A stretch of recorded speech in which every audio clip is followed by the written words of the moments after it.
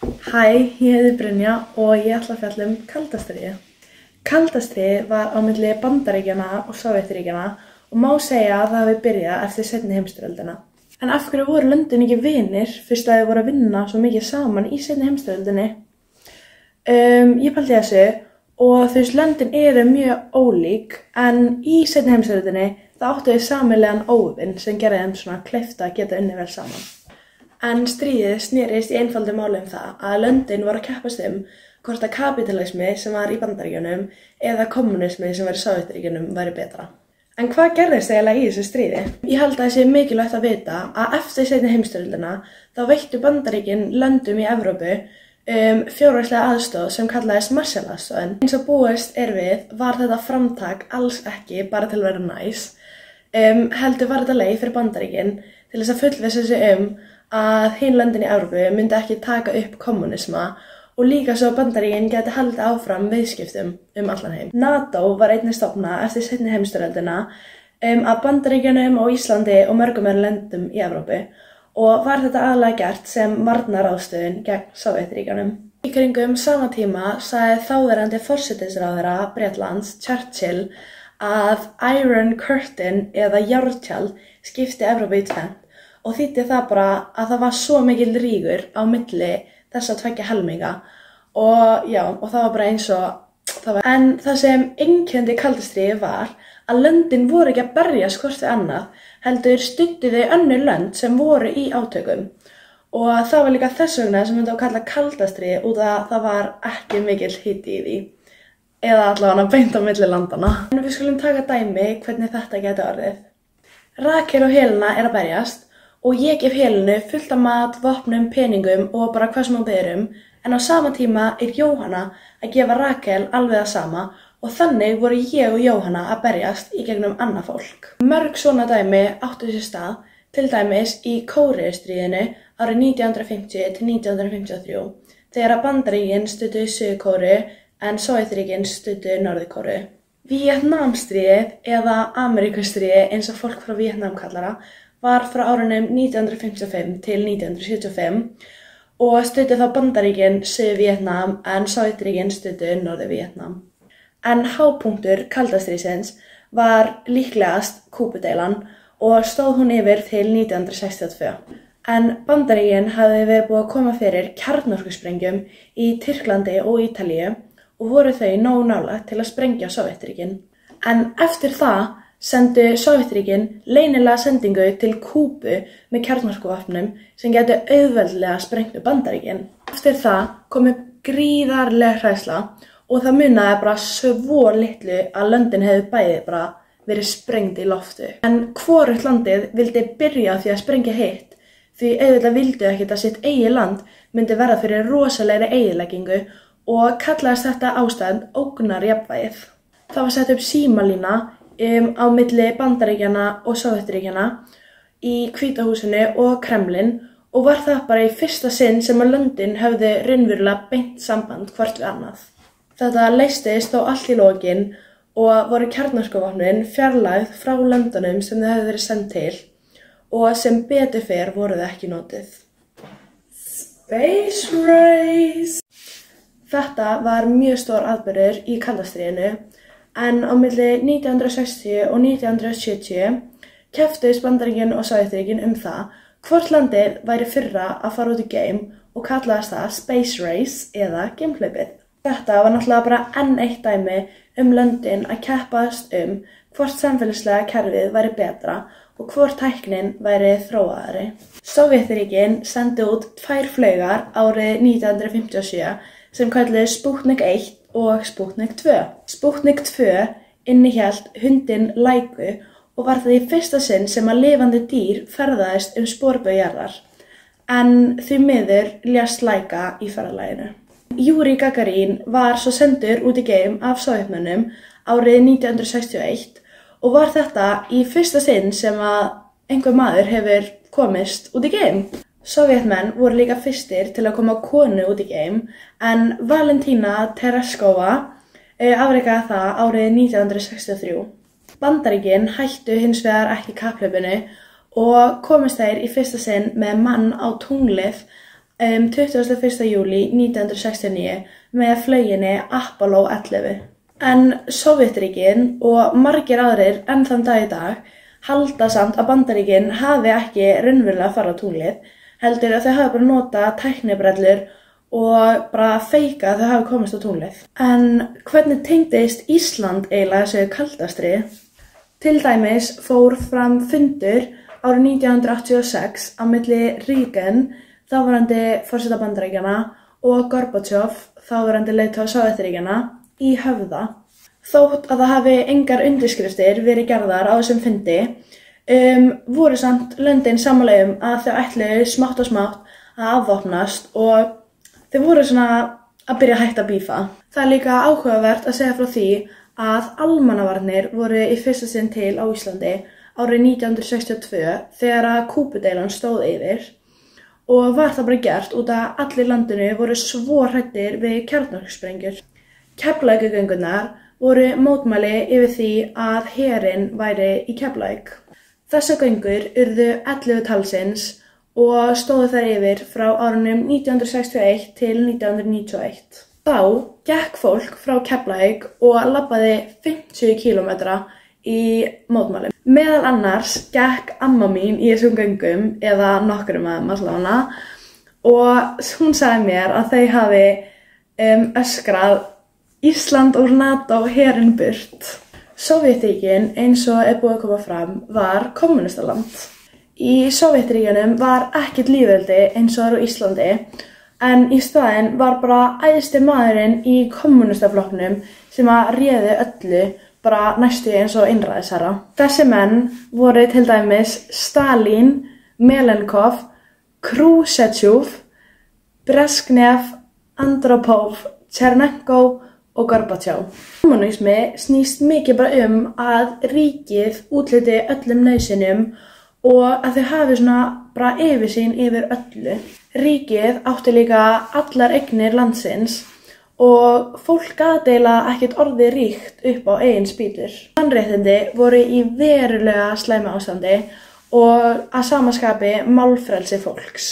Yfirvöld voru með strangt eftirlit með öllum fjölmiðlum og öllu sem var birt og gasti bara fengi alltaf dánarefsingu fyrir það eitt að segja til dæmis að það veri betra að búa einhvers staðar annars staðar en í Sovétríkjunum. Allt var ritskoðað og yfirvöld vildu til dæmis ekki að fólk myndi byrja byltingu gagnvart þeim eins og gerðist til dæmis í Rúmeníu. Þá var Nicole Ceausescu einræðisherra í Rúmeníu og gerði þá bara ógeðslega mikið af fólki í landinu byltingu gagnvart honum og hann var bara tekinn út og drepinn. En samt voru ekki allir sem voru á móti kommunisma sem fóru fram á það að drepa bara alla leiðtoga kommunisma, heldur voru fólk eins og Lech Walesa sem að mótmælti kommunisma mjög friðsamlega og hann var bara mjög vinsæll í heimalandinu sínu og bara allan heim og var hann bara fyrsti lýðræðislega kosni forsetinn í Póllandi. En nú skulum við halda áfram að tala Sovétríkin. Það var bara eitt dagblað í Sovétríkjunum sem kallaðist Pravda og þýðir það sannleikur. Og það hét það bara svo að yfirvöld gætu sett hvað sem við vildu í dagblaðið og fólk bara neyddist til að trúa því. Kommunismi breyttist svo löndin í kringum Sovétríkin og var það bara aðalega út af því að Sovétríkin styrktu alla kommunisma í þeim löndum og hjálpuðu þeim að bæla niður kapítalisma. Sovétmenn hjálpuðu kommunistafólki í meðal annars Póllandi, Búlgaríu, Rúmeníu og Ungverjalandi að komast til valda í sínum löndum. Í kringum 1980 áttu Sovétríkin minni peninga og var það bara aðalega út af því að þau eyddu svo miklum fjárhæðum í herinn sinn og þau höfðu líka bara lítil sem engin viðskipti við restina af heiminum. Þá þurftu Sovétríkin að eyða mun minna í herinn sinn og takmarka töluvert á styrki sem þau voru að gefa löndum aðalega í Austur-Evrópu. Skiljanlega urðu löndin sem höfðu verið að fá þessa styrki pirruð á þessu og byrjuðu að færa sig smátt og smátt meira yfir á kapítalismann hugsunarhátt. En maðurinn sem ákvarðaði aðalega að hætta þessum styrkjum var Mikhail Sergejevich Gorbachev. Gorbachev komst til valda árið 1985 og hann var bara mjög vinsæll meðal almennings og enn þann dag í dag einn af þjóðarhetjum Rússlands. Hugmyndir hans varðandi framtíð Sovétríkjanna snerist mikið bara það að hafa meira frelsi. Eitt frægasta orð hans á lífsleiðinni var glasnost sem merkir hreinskilni. Hann var við valda alveg þangað til að Sovétríkin splundruðust í 15 önnur lönd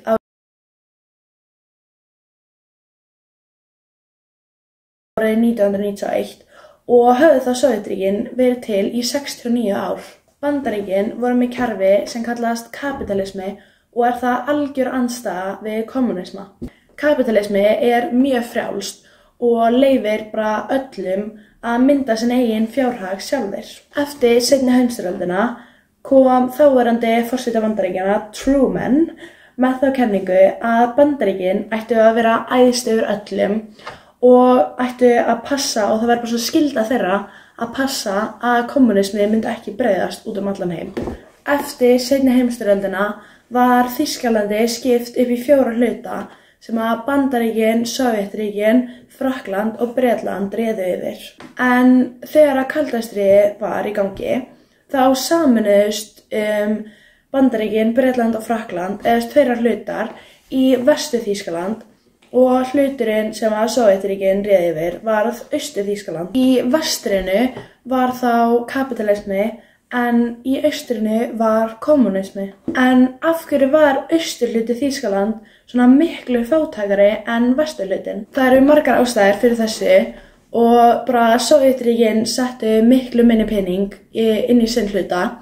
Það var mikill skortur á nauðsynjavörum, fólk hafði bara enga vinnu, það var bara atvinnuleysi og á meðan að allir í vestrinu voru á fullu framleiðslu og eitthvað þannig, þá voru allir í austrinu að berjast að fá mat í hvert mál.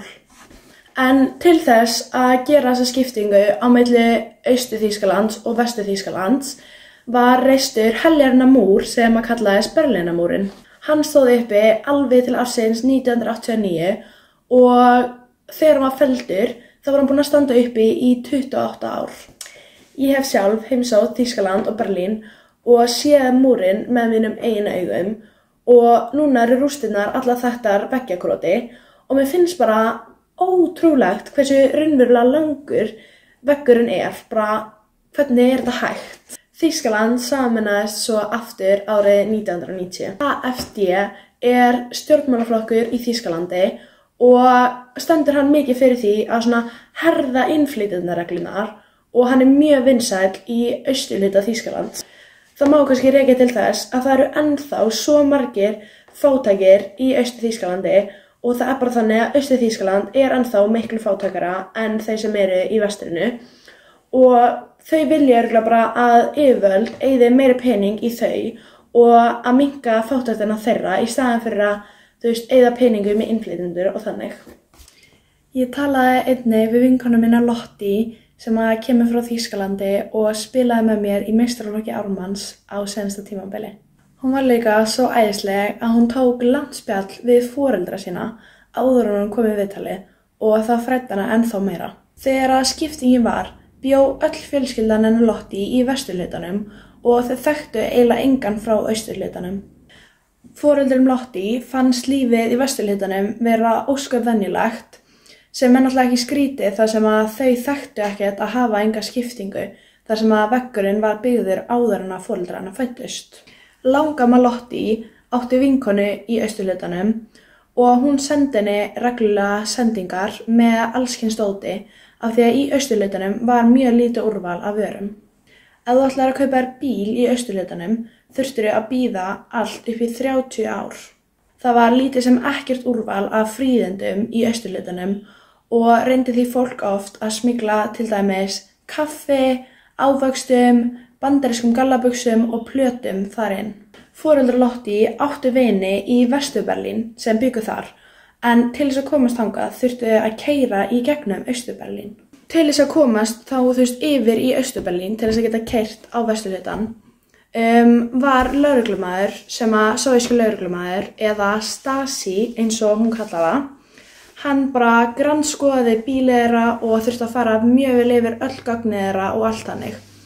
Og hann gerði það einnig á leiðin tilbaka.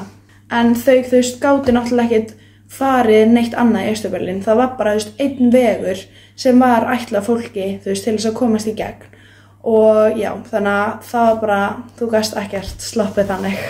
Pabbinn að Lottie sagði að þeir sem reyndu að flýja frá austurhlutanum fóru oftast fyrst til Sovétríkjanna, einhvert þangað, og flúðu þaðan, einhvert annað.